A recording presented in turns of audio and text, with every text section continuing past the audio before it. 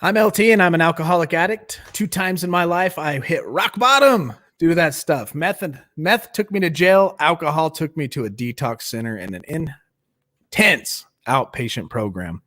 If you're just watching this for the first time on the replay, thank you for clicking the link and thank you for watching. What you're going to get out of this is relapse prevention. Right now, we're going to go through a book called Addictive Thinking Understanding Self-Deception. So go ahead and fast forward a little bit to the nuggets, get through the stuff, but do stick with it because there is going to be a lot of valuable information shared tonight. We're going to get into the intro of this book and where this book's actually going to drive us and how we are going to finally start understanding our addictive thinking.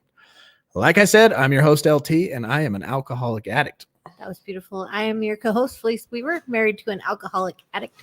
Here for any of your questions that you might have. Yes, indeedy. From the other side. The co-addiction's a real thing, and we're going to hit on that too because there's a lot of similarities to an addict mind to a co-addict's mind. Codependency. I feel like I was beginning to become codependent. Sure. The more we learn, the more we see. And the more we see, the more we know what to do to prevent relapse. Remember, recovery is like walking up the down escalator. And as soon as you stop moving up this escalator, you begin to move down. And the moment you start to move down is when relapse occurs.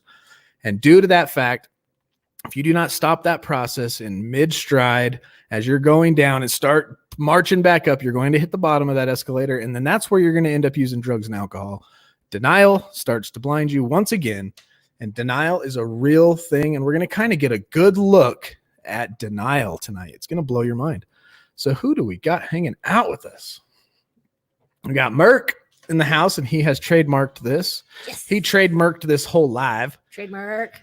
Pretty cool. We got Derek in the house in Maryland. How you guys doing? Michael Teeter, what's up, brother? Love talking to you. PD, we need your address. Hit me up. We're going to send you a t-shirt. Sean, what's going on, fam? Hey, Sean. How's it going, brother? Good to see you again. We got Jen R in the house. How you doing, Jen? And we got Derek again. I think I said his name already. Tracy in the house. JJ Johnson. Brittany and JJ Johnson. Emily Wilson. And I love you guys. I'm glad you're here. Who's our Facebook user? Facebook user. So if you want me to pop your name here up on the screen, like when you make a comment for everybody to see, notice how it says Facebook user. You actually have to click that permission thing for StreamYard to use your name, unless you don't want them to. Then you can remain anonymous. Then we're just going to figure out who you are and say it anyways. That's true.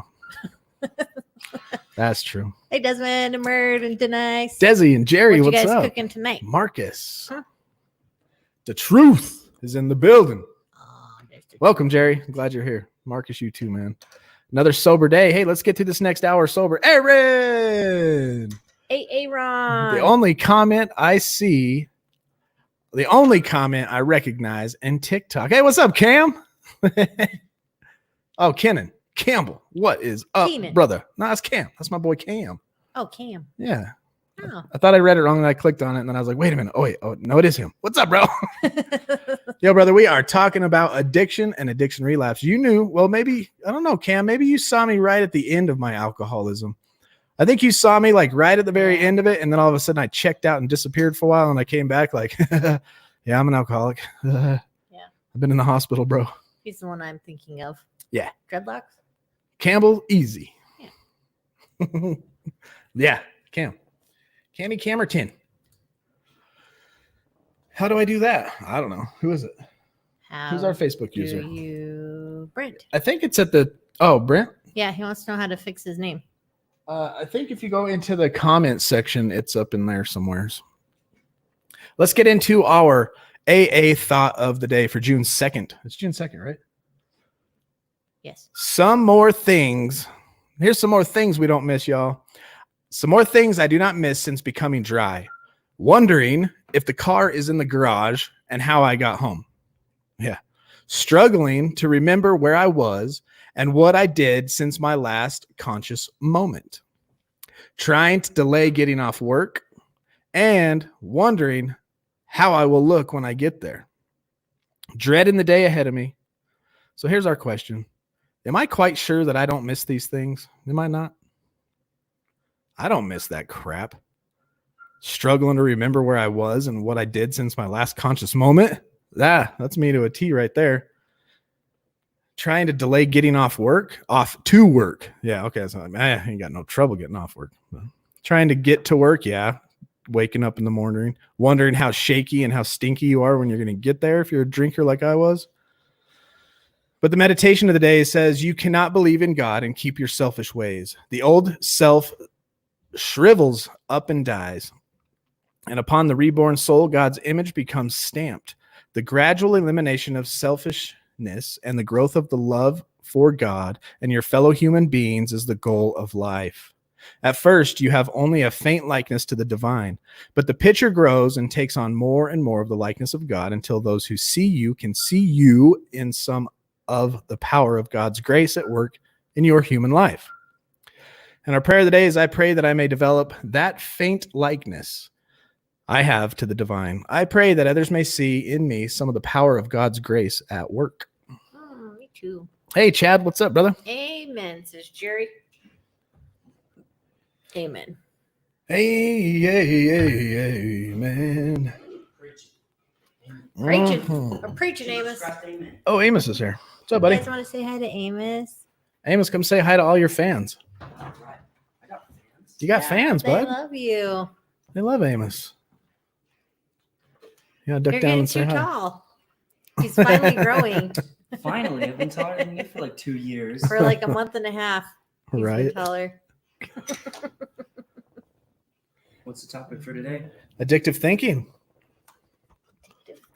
We're actually going to talk about what is addictive thinking.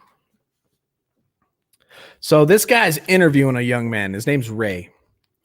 Ray is now in treatment for cocaine because he's been using cocaine, right? He said, what made you decide to do something about this problem there, Ray?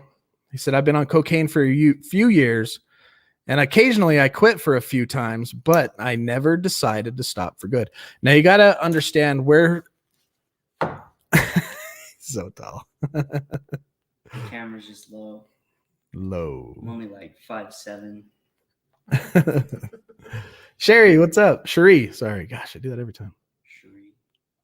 Okay, and you guys got to follow this train of thought that he's going to go through, because he's really going to start pinpointing very detailed sections of examples of things that we say and how that's going to prove that we need to start really focusing on what we think about. This guy goes on to say, for the past few years, my wife has been pressuring me to stop completely because she used to do cocaine too, and then she finally got to quit. He said he finally got to the point doing coke wasn't worth the hassle, so he decided to give it up completely. He says, I sincerely wanted to stop for good, but after 2 weeks, I started up again and proved something to me. I'm not stupid. I know that I know that it is absolutely impossible for me to stop on my own, maybe. That's the kind of the phrase we're going to concentrate on. What this guy said. I know that it is absolutely impossible for me to stop on my own, maybe.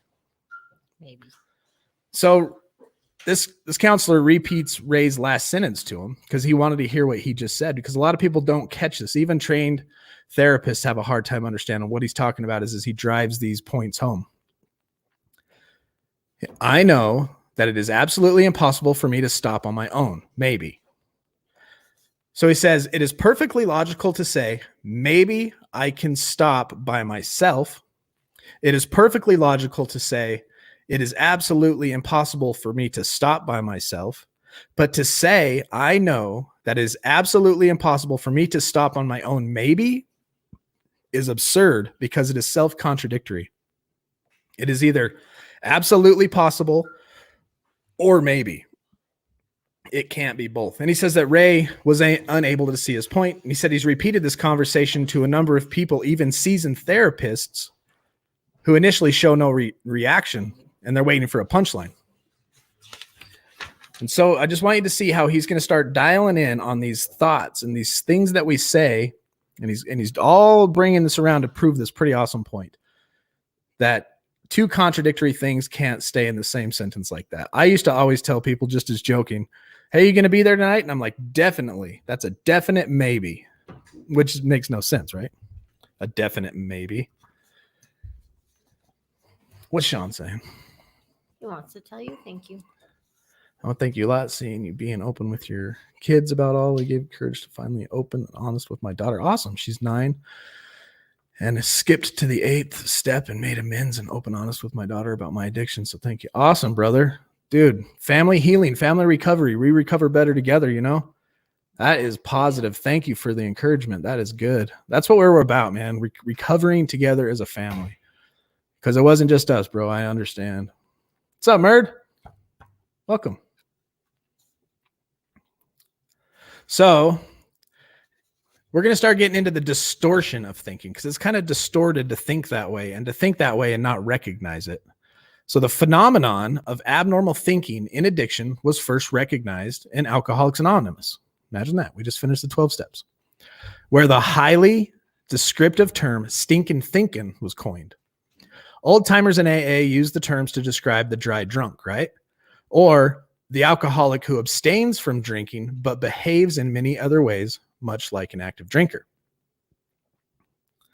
And there's 2 types. There's three types of people, right? So you got distortion of thinking, and it's not unique to the addictive disorder. However, nor are they necessarily related to the chemical use at all.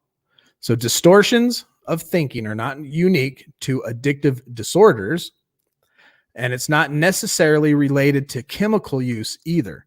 So you got the thinking, and then you got the chemical induced distorted thought thinking, but it doesn't necessarily mean that they're related. For example, a normal person, it goes on to say, as another example of the things that we say that don't make sense, but they seem perfectly logical at the time we say them. So one young woman who was procrastinating turning in her term paper for class, he asked, "Why don't you finish it?" She said, "It's finished already." And he's all, "Why haven't you submitted it yet?" And she says, "Because I need to do some more work on it." He goes, "But I thought you said it was finished." And she said, "It is."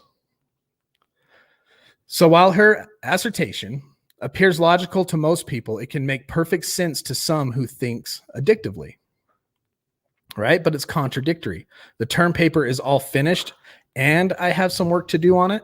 That's a contradictory in statements there. I know that it is absolutely impossible for me to stop on my own. Maybe. See the two correlations there?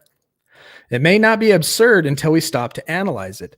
In normal conversation, we generally do not have time to pause and analyze what we hear. Hence, we may be deceived by and accept as reasonable statements that really are truly meaningless. You might be wondering, why the heck is he talking about this? Why is he looking so deep? Because this book is about addictive thinking, and we have to start right here onto some of the things that we say that are meaningless.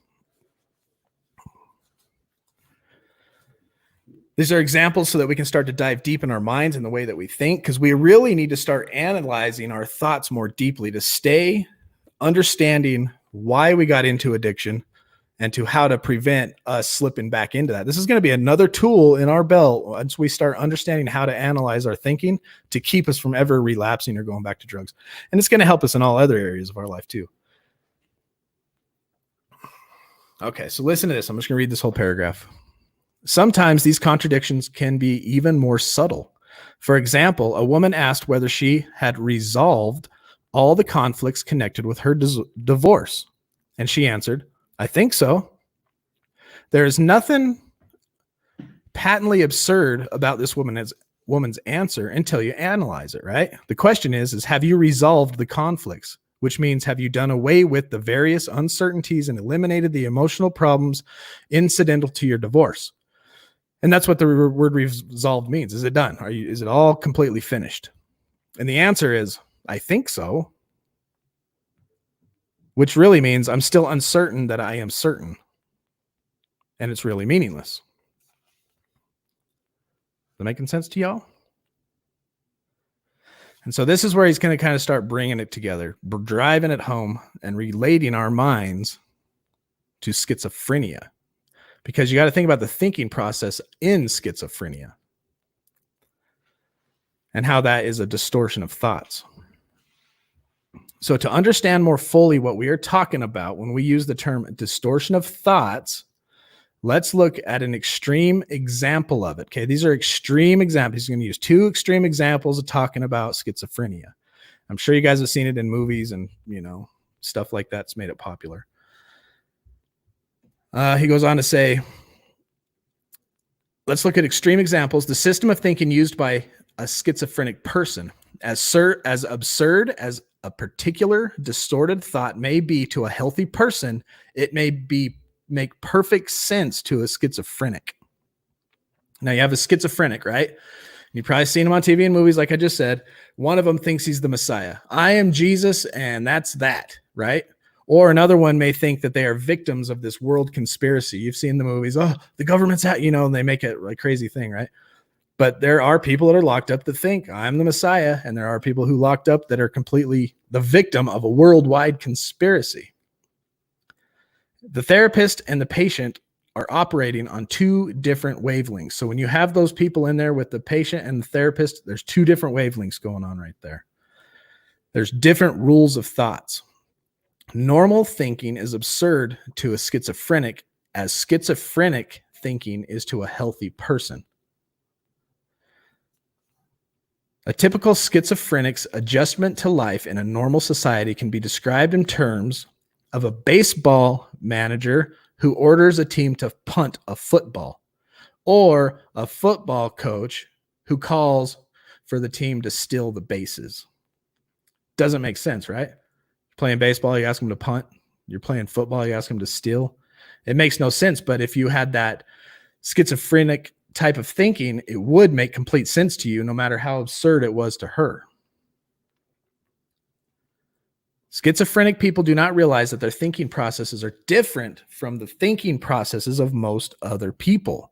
They can't see why others would refute. Like, what? How can, and they freak out about it. Why can't you believe that I'm the Messiah? I just laid out all the proof. Listen to what I'm saying. Listen to what I'm telling you. There's a world conspiracy against me. Right? And they can't understand it. I want it now. Jump, little doggy doggy. Did you order it? That's what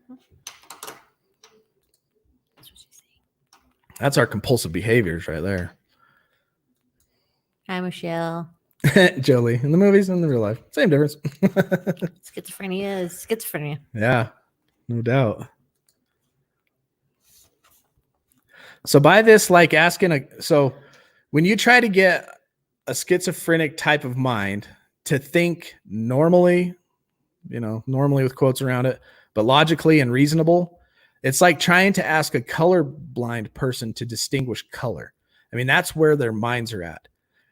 Says, yet the thinking of the schizophrenic is so obviously irrational that most of us clearly recognize it as such. We may not be able to communicate effectively with the schizophrenic person, but at least we're not fooled by their delusion created in a schizophrenic mind. We are more frequently taken in by the relatively subtle distortions caused by addictive thinking. So the schizophrenic mind, we see that they have crazy schizophrenic thoughts and thinking. And you come to an addict, they may have the same tendencies with their thinking, but it's much more believable when an addict starts telling you these types of things and why they're addicted. Some people with addictive disease are misdiagnosed as schizophrenic, and they may have some of the same symptoms. And some of these same symptoms include delusions, hallucinations, inappropriate moods, and very abnormal behavior. All of these symptoms, however, may be manifestations of the toxic effect of chemicals on the brain. So you've been up for days on meth. You've seen delusion. You've been delusional. You've hallucinated. Your moods are up and down and very abnormal behavior. And that's chemically induced.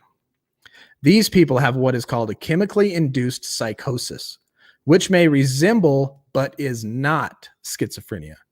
These symptoms usually disappear after the chemical toxicity is alleviated and the brain chemistry returns to normal.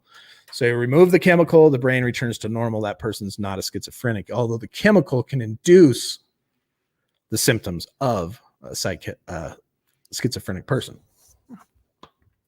Chad, if you want this book, you can go on the link, click it. I think it's $7 to $12 or something in there. And if you want to support this channel, please do use that link. Addictive Thinking Understanding Self-Deception. And now you got to remember what we're doing right now is we're just setting up this book. As we're looking at those 3 examples of things we say that don't make sense. The one that I like to use the most, it's a definite maybe. That does not make sense. It's meaningless. It's a meaningless term. It's like, yes, are you coming or not? Maybe is an acceptable answer, but definitely maybe is not. Desmond knows the earth is flat. Let's call them astronauts, Desmond. That's funny. Teeter knows from experience then.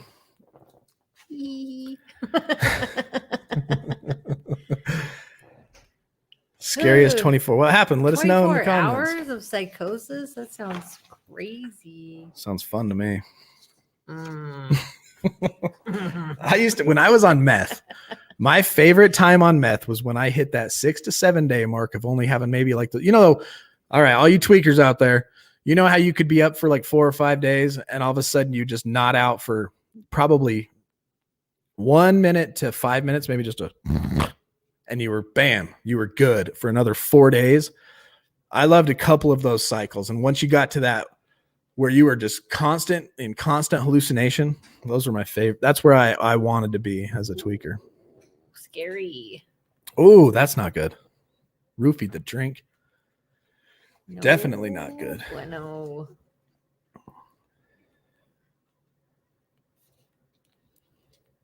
So if you're getting any value out of this, please hit that like button. Made me thirsty. Person with schizophrenia. So a person with schizophrenia, some of these people do use alcohol and other drugs addictively. And this prevents, so he's going to talk about how to diagnose schizophrenics compared to an addict mind and how to be able to weed the difference between the two, because it's a difficult thing to do, especially when that person's coming off of drugs. You have to have them come off drugs for a while and watch their normal brain activity without chemically induced psychosis to see whether or not it could be a proper diagnosis of schizophrenia. So furthermore, a person with schizophrenia may not be able to tolerate the confrontational techniques commonly effective with addictive treatment. So addictive treatment is pretty confrontational. Me, when I was in my IOP, my counselor, it was very confrontational. He would tell you where the bear went in the woods, and he was breaking right through to you because we were all addicts in that room. But a schizophrenic person may not respond well to that. Therapists teach addicts to desist from escapism, okay? Because when we're on drugs and alcohol, we escape from things. So the therapists are teaching us to quit doing that, stop using drugs and alcohol to escape, and to use their skills to cope effectively with reality. And that works for addicts when you are taught in the right way. Such demands may be made on a schizophrenic, but who may actually lack the ability to cope with reality. So they could come off, but they don't have the ability to cope with reality. And he goes on to talk about that they'll probably need to be put on some type of heavy medication, a real schizophrenic, because you can take an addict, get them off the chemically induced psychosis, put them on a track, right, to life, send them down this track, and that track just continues down one track. You take the same person with a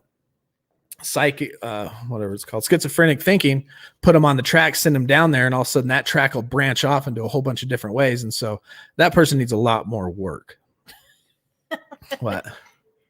Oh, I wish this would keep up. Oh, here you go. Is there any way you could stop the little banner from moving? She's over there having seizures. Reminds me of The Simpsons.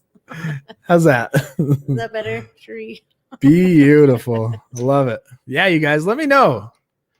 If there's anything we can do to make it better for you, just let me know. Michelle ended up in the psych ward. Really? That's crazy.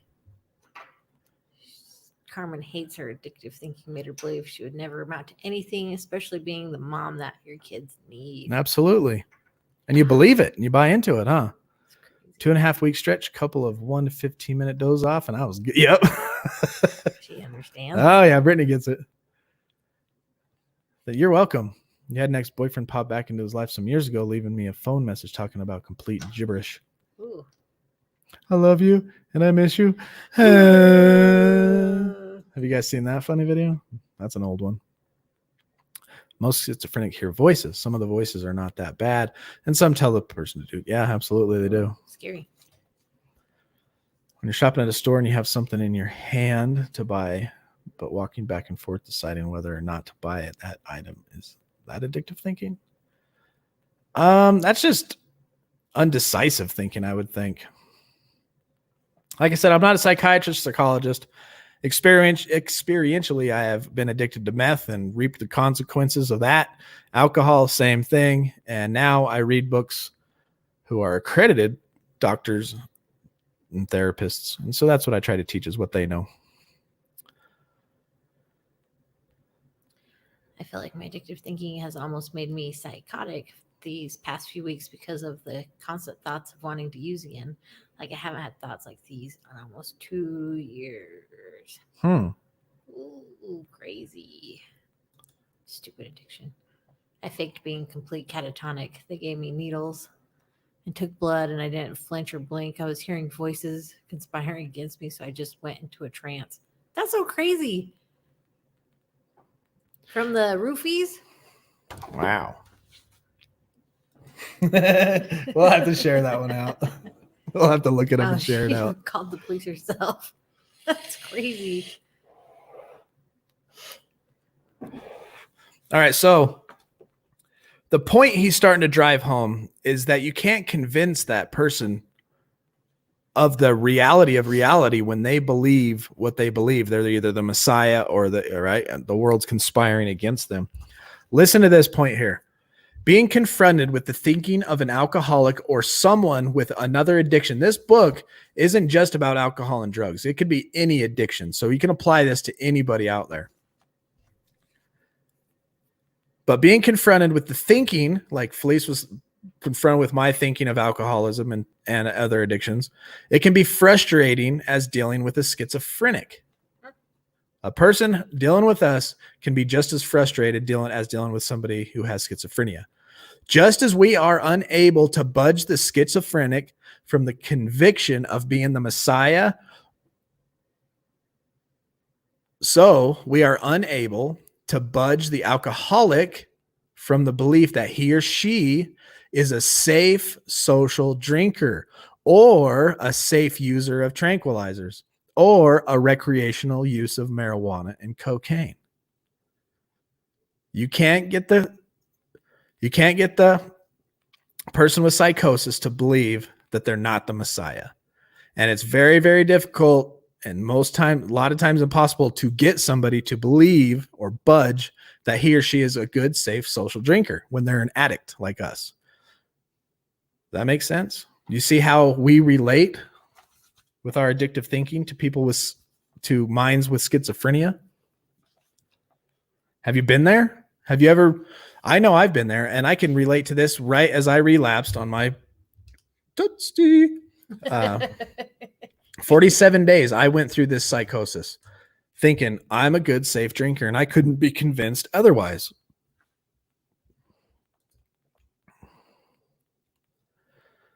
Sweet. Totally makes sense. For instance, someone close enough to observe a late-stage alcoholic or drug addict sees a person whose life is steadily falling apart. Perhaps the addict's physical health is deteriorating, family life in ruins, and the job in jeopardy. All of these problems are obvious due to the effects of alcohol or drugs, yet the addict appears unable to recognize it. He or she may firmly believe that using chemicals has nothing to do with any of these problems and seems blind to logical arguments, period. And so you can define the difference between addictive thinking and schizophrenic thinking like this. Schizophrenic thinking is blatantly absurd. Addictive thinking has a superficial logic that can be very seductive and misleading. Tell them what I told you, basically. When I was convincing myself it was okay to drink that half a pint when I relapsed, that was the psychosis thinking that was subtly seductive and got her to believe it. Yeah. About how you're like, I'm in control. I still don't like it. It's agreeing. But what did you say? that you basically, they had to prove to yourself almost that you were in control of the alcohol, and that if you could just do this one and just stop there, then it was like almost proof that you had overcome and that you could just drink when you wanted to or something. I was like, okay. And they may not have liked it, but they believed, yeah, I understand why you're doing it. It makes sense that you're proving yourself powerful over it. If that's what you need to do to quit. Oh, you believed it. Then go for it. She believed it. It's like, okay. She bought into it. And that's how seductive the thoughts of an addictive person's psychosis can be. It's subtle. The kids bought into it. Understood why you thought you needed to do it. I was like, okay. Roberto. And then we got to and then I got yelled at. then when we get to the IOP, we're sitting in family group and she's asked by one of the people in there, hey, what do you think about LT's relapse? And she says, oh, I understand why he's doing it. And then the counselor came out of his seat. I don't see anything good about this. And so he looks at me. He says, you mean to tell me that you came here because you have a drinking problem and now you're going to drink to prove you don't have a drinking problem? And that's when I was just like, I got hit with logic right between the eyes in front of about 10 different families because we were at family group. Yeah. I was like, okay. And I responded well to it. Robert convinced himself last weekend he knew he could have just one, but was clearly wrong. That's the Lincoln we're getting into right there, man. And how do we want to start understanding the self-deception. That's what it says.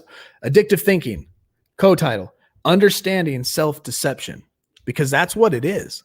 We are the ultimate victims of our psychosis thinking when it comes to that.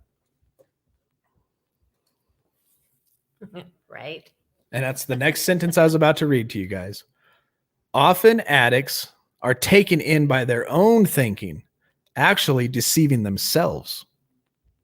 Oh, it's going to be different this time. How many of you guys have said that? Oh, I love where he starts driving this home here in a second too. But how many times, I need to drink. It'll be different this time. I won't drink as much. I'll be able to, Yeah, we did that a few cycles of that. Oh, yeah.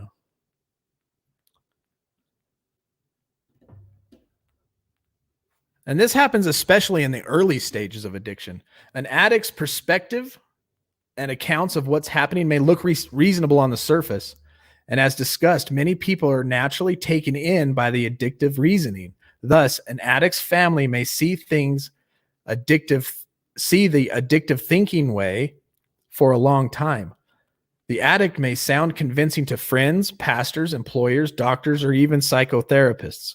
Each statement the addict makes appears to hold up, and long accounts of events may even appear valid. And that's the danger, is that how seductive the addict's thinking can be when compared to the schizophrenics. But then you compare the schizophrenic to the addict thinking, and it's just as deceptive inside that own person's mind. And this, I watched one of Amber's things, and this is the point where she says that as a family member of an addict, you step back and you quit trying to control it, because then they can't blame you anymore. And then they have to see that their thinking is crazy, different. I don't know the word you were using. And then they start to see that, hey, it is me, and the way I'm thinking is wrong, and they can't blame you anymore. So it helps to almost speed up the process of them coming to terms with their own self-deception. Just so you guys know, I thought that was interesting. Cassie is in the comments. Hey, welcome, Cassie. So as you all know, Cassie's in the middle of a move downtown there in Vegas. She bought herself a huge mansion. What is that, like a 9,000 square foot house you bought, Cassie? Thing is humongous. Cassie's rich, you guys. Filthy rich. I'm just kidding. Totally kidding. But she's in the middle of a move. She got into her own house, and I was unable to get us another video tonight, but I spruced up a little one, and it has me reading. So this is a little bit different format, but I know you guys miss Cassie's beautiful face. So I had to bring one to the table. and just mix it up a little bit. So here's the motivational quote sent to me by Cassie. Hey guys, I'm here today with your motivational quote on recovering addicts. For I am the Lord your God, who holds up your right hand, who says to you, do not fear, I will help you. Isaiah 41:13. You guys know what to do. Do it for me. Put your hands together and let's continue each and every day, especially in times like this, to continue to spread that love. Yes, amen. Spreading some love for Cassie. Spread that love. Spread it. She thinks it's funny. She thinks it's funny. Where's she at? Did we miss those comments up top? Yeah, hold on. Just this one and that one.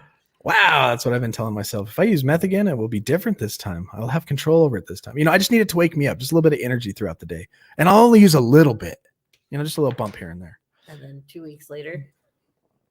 Yeah. 2 weeks later, you're selling your favorite item in your house. I convinced myself this last time. I'm going to use once or twice, different way.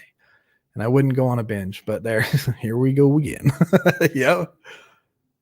Spread that love. So as you can see how deceptive we are to ourselves, it becomes an obsession and a compulsion in addiction and codependency.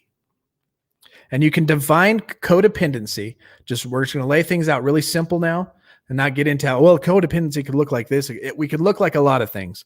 But this guy says, Abraham Tversky says that Melody Beatsy, is it Betsy? Is that how you say Betsy? Where are you at? Beatties. Melody Beatties. This is her definition of codependency. A codependent person is one who has let another person's behavior affect him or her and who is obsessed with controlling that person's behavior. Now, no matter how large or how small it was in your life as a co-addict, that defines it in a nutshell, just really simply. The important part of this definition are the words obsessed and controlling. Obsessive thoughts crowd out all other thoughts. Listen to this real quick, too, about obsessive thoughts, because that's what's happening to the co-addict at this point, the codependent person. It happens to us, too, when all we do is think about drugs and alcohol as well. So obsessive thoughts in your life with any addiction, whether it be the person that you see addicted or whether it's the person that is addicted. Obsessive thoughts crowd out all other thoughts and they drain mental energy. Obsessive thoughts may intrude at any time. And strangely enough, any attempt to get rid of obsessive thoughts may only increase their intensity. It's a coiled spring, and the more tension you put on it, the worse it could get. So at the risk of oversimplification, we might say that the addicted person is plagued by the compulsion to use chemicals, and the codependent person has an obsession with the addict's use and need to control the addict. Mm-hmm. Yep. You dig? Hit that like button if you dig. Yep, that's the point where I kept checking our bank accounts and seeing where he was going, and I was sick of myself, and so I went and got counseling, and I think that was the point where I finally started not enabling him anymore and did what I was just talking about and stepped away so I couldn't be the blame anymore, and he could just learn on his own. And so he goes on to talk about this obsessive thinking, which happens to us addicts, which happens to co-addicts. And he tells a story of a guy. He goes, this guy came into his office. He was a perfect candidate, and they're talking about this kind of stuff, right? So he's like, he hypnotized this guy. And while the dude's under hypnosis, he says, how hypnotists do. I'm going to give you a special cue. I'm going to tap my pencil on the table. And when I do, you're going to put that chair on my desk. And you're not going to remember. I told you this. And so he brings him out of the hypnosis, and they're sitting there talking, just having the normal conversation after he was hypnotized. And the therapist goes, and all of a sudden the guy's talking, and he gets kind of fidgety, and he's asking, he's like, I have this weird urge to put this chair on your desk. He's like, did you tell me to do that when I was hypnotized? And the counselor is like, yeah, I did. He goes, so then I don't have to do it. He goes, no, you don't. Okay. So he didn't do it. And so the guy gets up and leaves. And he gets said about 20 minutes later, his door flung open. The guy came running back in, grabs his chair and sticks it on his desk. He was obsessed with the thought of it.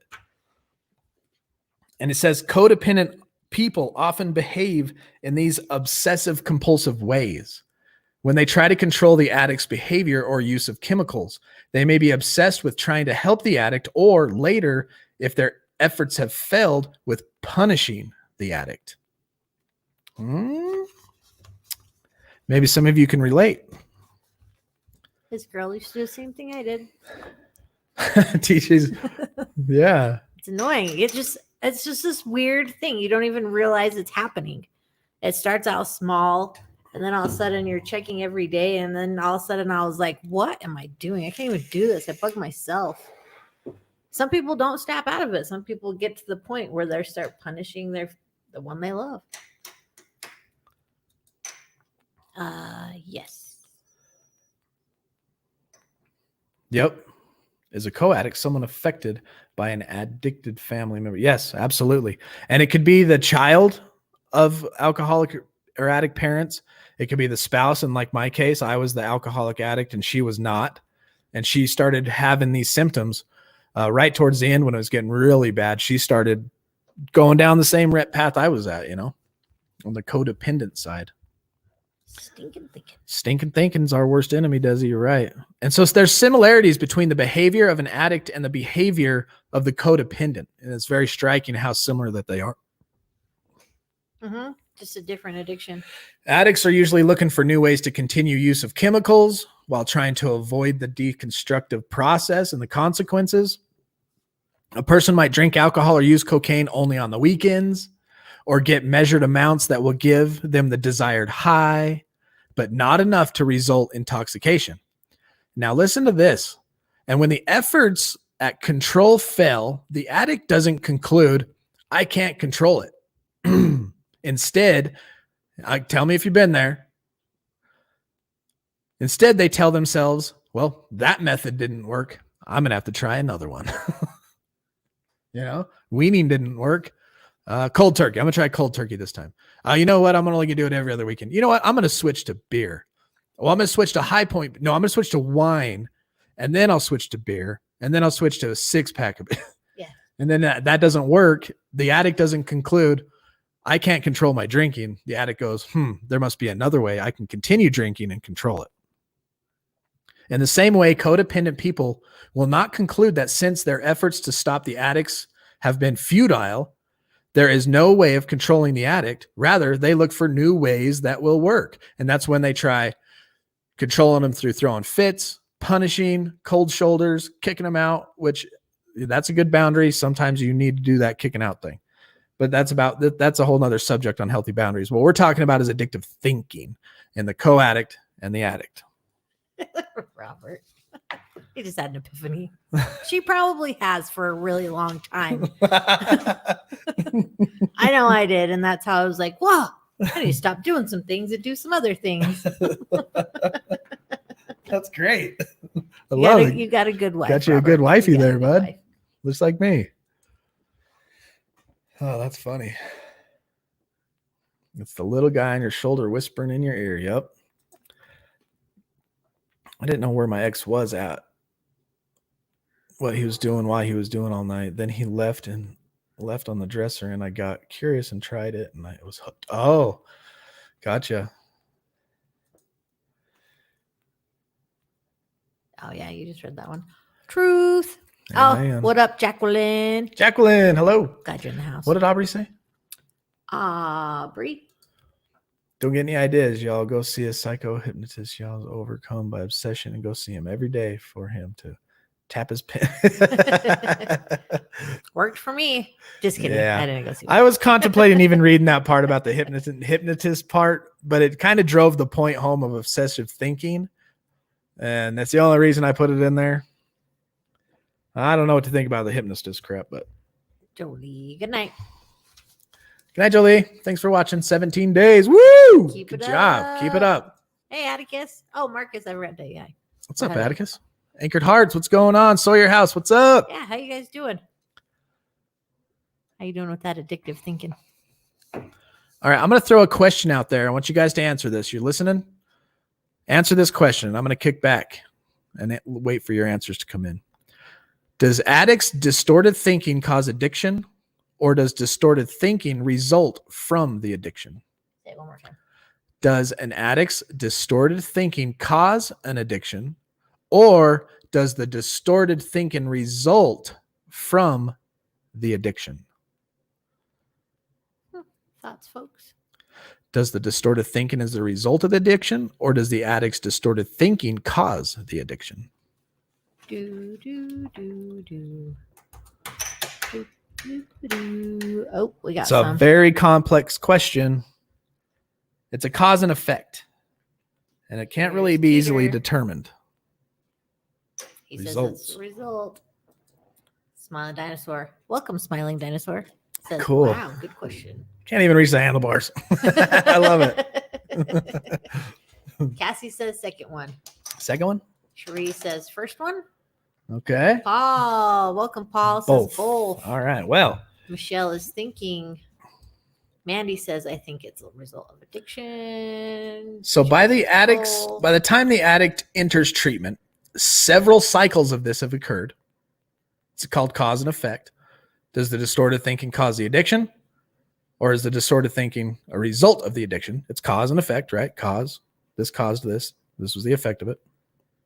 And by the time we enter into treatment, several cycles of this cause and effect have usually occurred, and anyone trying to tell which is which may be caught in a catch-22. In a sense, it doesn't matter whether someone's thought processes contributed to the addiction or whether the addictive thinking is the symptom of the addiction. In either case, treatment and recovery must begin somewhere. How's that for a Doesn't non-answer? matter. Brittany, bam. Merck, bam. Ingrid, bam. Both. I think the chicken came first, or maybe it was the egg. Dun, dun, dun. Exactly. Ha. Yeah. Oh, welcome back, Soupy. What's up, Soupy? That's pretty funny. So since active chemical use stands in the way of success in treatment, abstinence must come first. Imagine that. After a prolonged abstinence, when the brain again functions more normally, addicts can focus their attention on their addictive thinking. So if you guys want to get it to the root cause of your addictive thinking, quit doing drugs, because you're not going to be able to figure it out while you're induced chemically into psychosis. Right. You want to get fixed? You want to fix what's between your ears? You got to remove the substance. Get that shaken off of you. Give yourself a good, couple weeks to a month, and then start working on your thinking. I highly suggest therapy, treatment, IOPs, a counselor who knows this stuff, the 12 steps, a good sponsor like Aubrey. I'll bet you Soupy, Merck would be an awesome sponsor. Forgive me if I missed some of you. Now Cherie's brain hurts. Good. Our brain is like a muscle, man. We got to work that sucker out. You know what I mean? And that's what we're doing here tonight. Can I get a hallelujah? The rooster came first. Hey, that's a dirty joke. It's all about control. We can't seem to control something in our lives, so we transfer it to food, drugs, or alcohol. Yeah, absolutely. That's definitely one. Yeah. Stinking thinking. I'm going to read this again. After a prolonged abstinence, when the brain again functions more normally, addicts can focus their attention on their addictive thinking. This book that we're going through is intended to help the addict or the codependent person identify his or her thinking process and begin to overcome addictive thinking. How's that for an opener? Whoa. There's the intro to the book, y'all.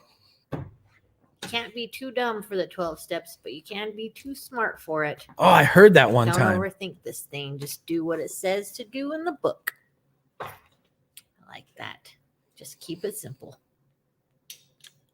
Amen. Sheree, beautiful. Shake off the illegal substances, and the therapist put you on illegal substances. Yeah, that's a catch-22. I agree with you there, Mandy. It's a thin line to walk. What is IOP? IOP, Ingrid, is an intense outpatient program, which I am currently a part of. It's intense, it's outpatient, and it's a program. Mine was a 12-step program. I went there from 5:30 to 9 o'clock every single night. I had a mandatory AA or NA meeting on the weekends with inventory check-ins. They sent us an email, and we had to go through our 17 character defects. We would score them each night. We were not at the center, and then the nights we actually had to do it in a book. And that took me 5 months to transition. I worked steps 1 through 5. In between all the steps, there was a drug use history. I had to do a huge thing on character defects so they could drill those in our heads so we can understand what character defects are. I had to do did I say life story? Life story. We did now. And a book report. And my book report was on Drop the Rock, which I made a video about afterwards. Yep. Addictive Thinking, Cassie. Oh, you got it. Yeah, the book is in the description. If you want to support this channel, click that link, purchase this book, Addictive Thinking Understanding Self-Deception by Abram Tversky. And that was just the first chapter. I'm real excited for the rest of it because that narrowed some things down. As a recap, what did we just talk about? We looked at some of the stuff that we say that's absurd. That's a definite maybe. Things like that. We looked at the difference between, we looked at psychosis of chemically induced minds, the addictive thinking, and how it relates to codependency as well, and how you can't convince a mind. Why do I have such a hard time remembering that stupid word? Schizophrenic. My goodness, I'm gonna leave it right here so I don't do that again.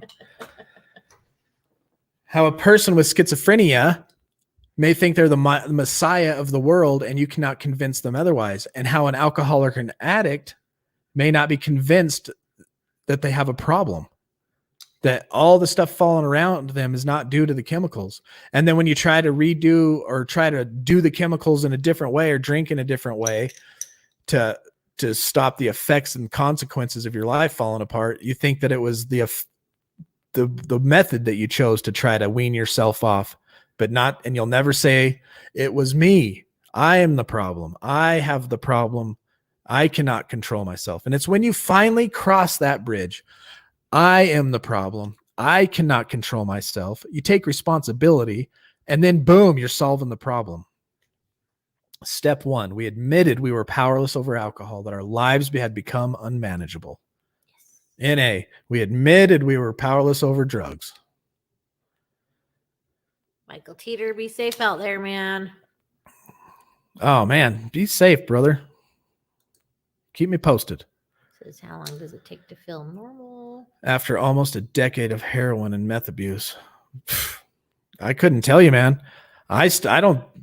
There's Merck's advice. I don't feel normal. Yeah, I like Merck's answer this all the time. You feel better once you start. Work a program, reaching out to others who have been there. Yeah. There is no normal. Every time I say normal, Merck always hits me like, what's normal? Can you define normal, please? Oh, speaking of Carol Baskin. I just heard today that she is now in full possession of Joe Exotic Zoo. Carol got the zoo, guys. Carol got the zoo. Can you guys believe that? Carol got the zoo. Carol Baskin wins. Carol Baskin killed her husband and snatched him. Oh, shoot. Give yourself a break, LT. Psychotics is a difficult word. Yes, it is. But after tonight, maybe I'll be able to use it. What about when you know you have a problem but still can't stop? Very recently off. Negative. Well, first thing to do is what we just defined in this book. Listen to this again. In either case, treatment and recovery must begin somewhere, and it must begin immediately. Since active chemical use stands in the way of successful treatment, active chemical use stands in the way of treatment Abstinence must come first. If you want to get help, you do whatever you have to do. I mean, do whatever. I was willing to quit my job to quit drinking. If I was going to get fired for checking out the way that I did, I didn't care. I wanted to quit drinking and quit ruining the life around me. And so that's what I did. So abstinence comes first. After a prolonged abstinence, when the brain again functions more normally, addicts can focus their attention on their addictive thinking. And that's why taking a good year to work the 12 steps is going to help you do that. If you can't get yourself into inpatient treatment, look for an IOP. If you can't do an IOP, find AA and NA meetings. Even if you have to do Zoom and digitally, if you can do it, do 90 meetings in 90 days. That's going to take up the time that you normally would be using. That's going to get this stuff planted into your head. You're going to meet a ton of people that are just like you and me, and you're going to find you a good sponsor in there too. Look for a good sponsor who's not going to tell you, not afraid to tell you what's really going on. It's tough with the situation I'm in. Plus, sometimes I don't really want to stop. Welcome. You are in a group of people that feel and know exactly what you're going through. Exactly.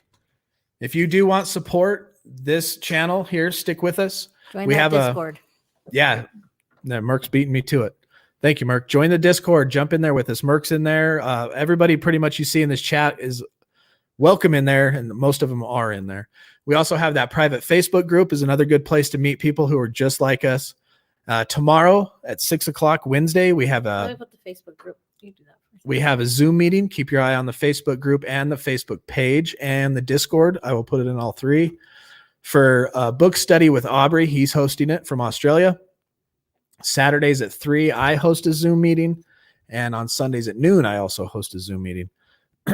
So there's plenty of help right here, right in front of you at your fingertips with Recovering Addict and the community that is built around that name. We're a bridge to a community. So if you wish to reach out to people like Merck, I'm telling you, it's up to you how far you want to go.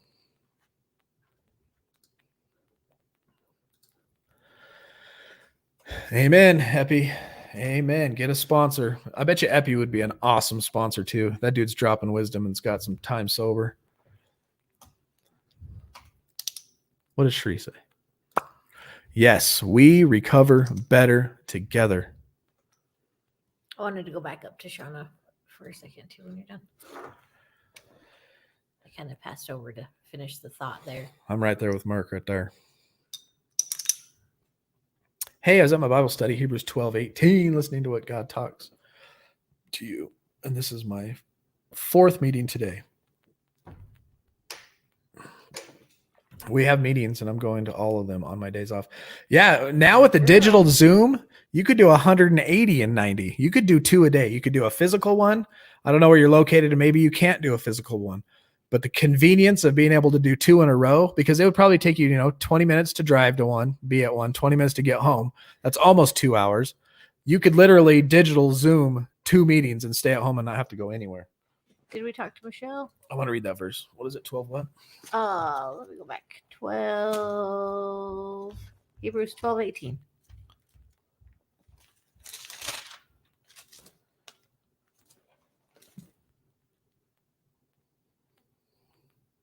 Amen. For you have not come to the mountain that may be touched and that burned with fire and blackness and darkness and tempests. Amen. I love it. Hebrews is a great book. It is a great book. Who do you think wrote Hebrews there, Shuri? Or Shauna? Sorry. I think it's time for me to get help. I'm terrified though. Just do it, Michelle. Don't be scared. That's the addict thinking talking right there. That fear. You're going to be free from fear. As you work the steps, you make that decision to turn your will and your life over to God after admitting you're powerless and coming to believe that you can't do it on your own. And that 4th step, you start getting rid of your resentments. And all of a sudden you're free from that. And then you come to step 8 and 9, or after going through 7 and 8 and having God, and you're willing to remove these things that are holding you back. And then 8 and 9, you start removing fear and guilt and shame. And then 10 and 11, you just continue this awesome process. And then 12, you just tell people exactly what you did. Okay, just scare you, but put your faith in God and you can do it. Don't be afraid to reach out. Don't let that phone weigh 1,000,000 pounds. 'Cause we Amen. recover better together. A to the men. Thank you, Brittany. Thank you. Oh, got a new member. Mandy, yes. We'll prove that here in just a minute. I did 3 meetings a day in May, and that made 93 meetings in 1 month. Woo! There you That's go. awesome. That's how you do it. Yeah, if you can't get to an IOP, 90 and 90, that's like kind of a rule of thumb. If you don't know if you want to stop, I pray that you will want it before you do damage that cannot be repaired or before you die. Whew. Yep. with Jump, jail little doggy, coming in institutions and hot. death. Coming in hot with that knowledge. Jails, institutions, and death. That's right. Oh, they're talking about how gyms are open, but not some AA meetings. Makes no sense. Agreed. Well, you find out. You go ahead, Nate. What you find out in the end is you have supporters when you use and supporters when you don't use. So in the end, there will always be someone. Just learn to determine the difference between the ones whom will help for the better. Ooh. Boom. You guys are throwing down some bad old knowledge tonight. Happy, that is awesome. There's always gonna be something to help you, either help you fall or help you up. Yeah. Dude, that We was want to help you awesome. up, friends. We can't pack people in cotton wool if they had an addiction. You need honest with them and not take any BS. Amen, Desmond. Amen. You got to hear straight up truth, and then you got to go in the mirror and talk to yourself with straight up truth and be completely honest. That's how it works. Chapter 5. Go Epi. Go Epi. Shake your booty like Shanae. It's I can your see birthday. Bill W doing a little dance in his grave over your guys' comments tonight. Wow. Some of the comments, Michelle, are from YouTube, and some of the comments are from the Facebook group. So there's The I try and ones- click them up here. Yeah, the ones that we read. Can you see this one, Michelle? Let me know. This is Aubrey. He's on the YouTube side of the house. But the ones that we feel that are important for you, because a lot of times discussions are happening in the comments that we don't really jump into. But when they throw out these wisdom chunks or they're asking questions, we'll throw them up on the screen so that Facebook, YouTube, and Twitch can see. And soon, if I can ever get approved, LinkedIn will be also on here. So, Michelle, you call AA Central Services or whatever. Ask them if they can send someone to you, preferably to a mall. Oh, you are done. Have a chat. Go to a meeting with that person. Amen. Thanks, Aubrey. Make sure it's another female. Make sure it's another female. Brittany says, and family is not always there to help. True that. That is We true. talked about that a couple weeks ago, didn't we, Brittany? Whenever I feel like I'm crazy and going through something nobody understands, I jump on 24-hour meeting. Within 2 minutes, boom, I'm back to That's awesome. Nice. You start understanding that I need a meeting, huh? Yeah. My mom is enabling me and it makes me sad. Oh, well, at least you recognize it. Yeah. Maybe a friend like Jerry. Yeah. I think God put him in my life for a reason. He's amazing. Awesome. Beautiful Meet words. lots of friends here. Good job, Jerry. That's a great compliment for Jerry.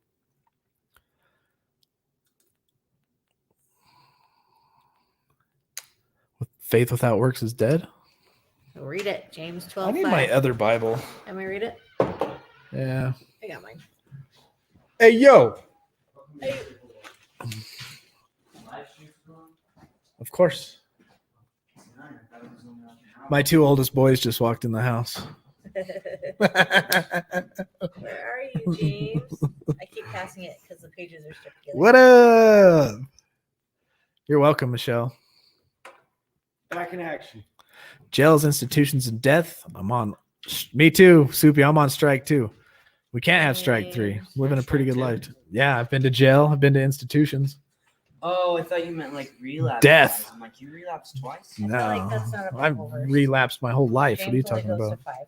to 5. Probably 2-5. It's her brother. She didn't say that to him. Oh, never mind. Uncle Angela. Wait, is it Uncle Angela? Epi. Oh, Epi. I probably know him. I just don't remember. I don't think we've met him yet.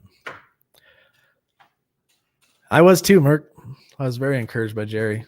Great, just encouraging.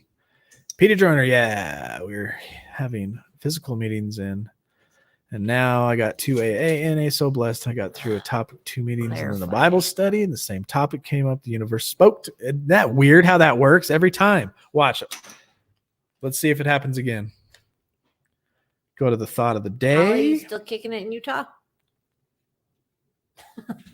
Yep, he's still here. He's still here. In the flesh. All right, so here is the thought of the day from the Key Tag NA 512. app. You're right. NA.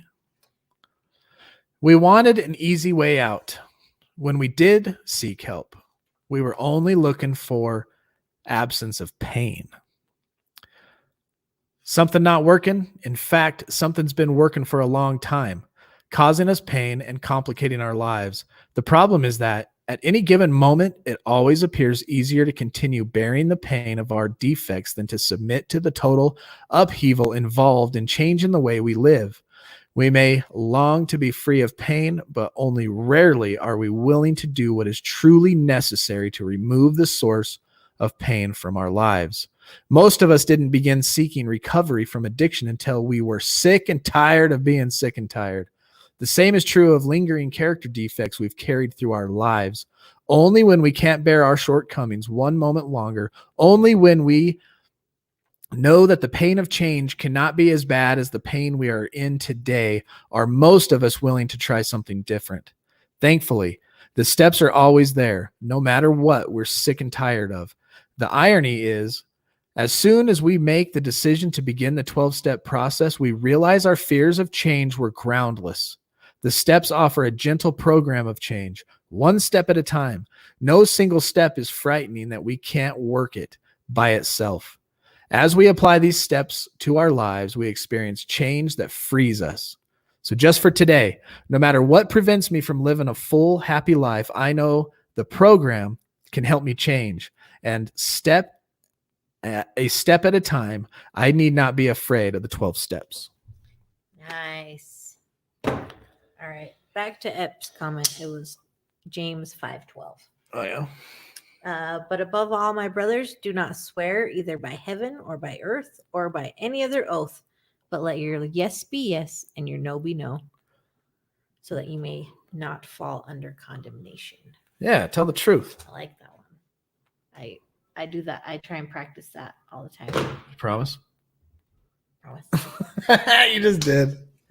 That's not an oath. That is.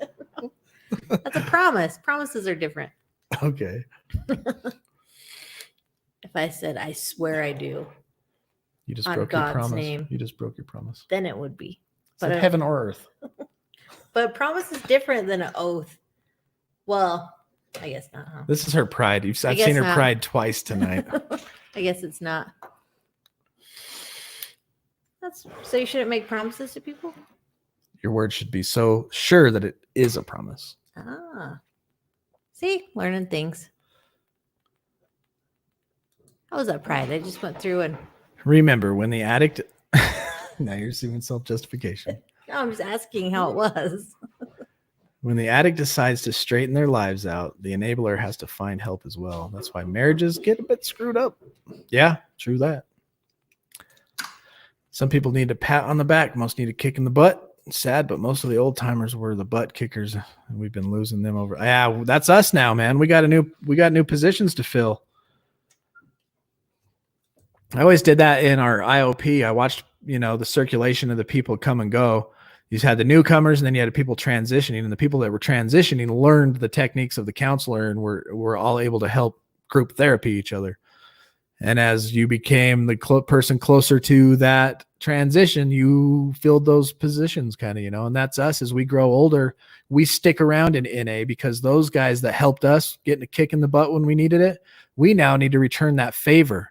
So just because we're better and we're doing good and we can't just bounce out on it, we got to stick around and help. And that's my opinion.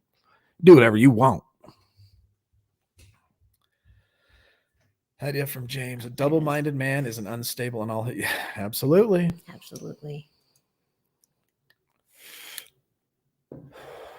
Polly and a Cassie quote of the day. All right.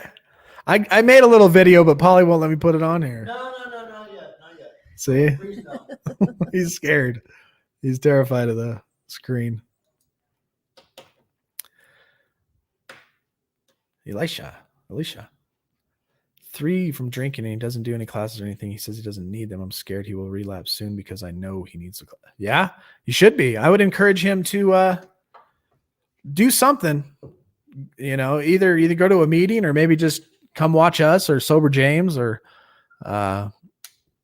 just start to get recovery planted into his mind, because 3 months is a scary place to be without anybody help. And if he had a bad drinking addiction like I did, 3 months, his mind's playing tricks right now. Some type of recovery. It doesn't have to be AA or NA. There are other recovery programs out there. So I've heard. I'm just kidding. Physical meetings, then phone meetings, and now this. Yes, the universe does wonderful things in unusual times, Shauna. Amen, Petey. Thank you, Shauna. You're welcome, Shauna. We are here. We are here every night at 8 o'clock p.m. Utah time, Mountain Standard Time. So if you're clear out east, that's 2 hours. That's 10 o'clock. If you're in California, it's 7.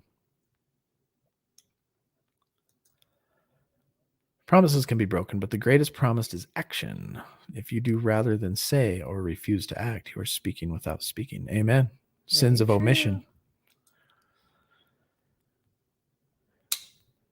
Oh, I missed that comment somewhere, I think. No, remember he said the old timers kicking butts? Oh, yeah. Aubrey, he loves it. It's his favorite thing. He does it for free. If I can make a bookmark, you could do a little. Yeah, if Merc can make a bookmark, you can make a little video. I'll make one with him tomorrow. No, not yet. Want me to come in? Yeah, come on in. We're going to say the prayer. Yeah, that's what I was waiting for. Well, not waiting. There What's he up, Merc? is with this missing head. It's good, Merc. Alicia, Aaron, everybody. I love your Phillies sweater. That's for Paul. Now it's Phillies. He's for Paul. All right, y'all. You know what time it is. God, grant me the serenity to accept the things I cannot change, the courage to change the things I can, and the wisdom to know the difference. Amen. Thank you all for being here tonight. That was the intro to Addictive Thinking. We'll be looking at chapter 2, Mañana. And we are here every night at 8 o'clock. We got the private Facebook group, Discord. Jump in, get to know everybody you just saw in the comments. Everybody seems so willing and happy to help. But until then, until tomorrow night, y'all stay strong, work your program, and remember, we recover better together.